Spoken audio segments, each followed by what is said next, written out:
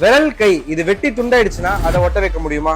பர்பஸா யாரும் பண்றது இல்ல, ஆக்சிடென்டலா இது நடக்கதான் செய்யுது. ஹெவி டோர்ஸ் கபோர்ட்ஸ்ல விரல் மாட்டுறது, வண்டி செயினை கிளீன் பண்றப்போ விரல் மாட்டி கட் ஆகுறது, இது நடந்த உடனே ஹெவியா ப்ளீட் ஆகுது அப்படின்னா ஃபர்ஸ்ட் உங்க விரலையோ கையோ தூக்கி வச்சுக்கணும். ஃபர்ஸ்ட் ஒரு கிளீனான கிளாத்தை வச்சு ப்ளீட் ஆகிற இடத்த கட்டிடுங்க.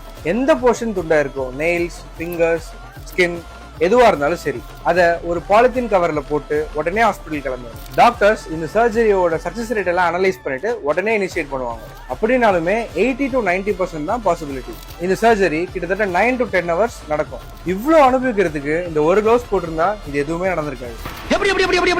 இது cut resistant gloves. Sharp objects எதுவுமே இதை கட் பண்றதுக்கு சான்சஸ் இல்லை. ஒருவேளை நீங்க யூஸ் பண்ற எக்யூப்மெண்ட் ஹெவியா இருந்துச்சுன்னா அதோட வெயிட்னால உங்களுக்கு அந்த இம்பாக்ட்ஃபுல் பெயின் வருமே தவிர்த்து கட் ஆகிறதுக்கு சான்ஸே இல்லை. இந்த வீடியோவை நிறைய பேருக்கு ஷேர் பண்ணுங்க, அவங்களும் தெரிஞ்சுக்கிட்டோம்.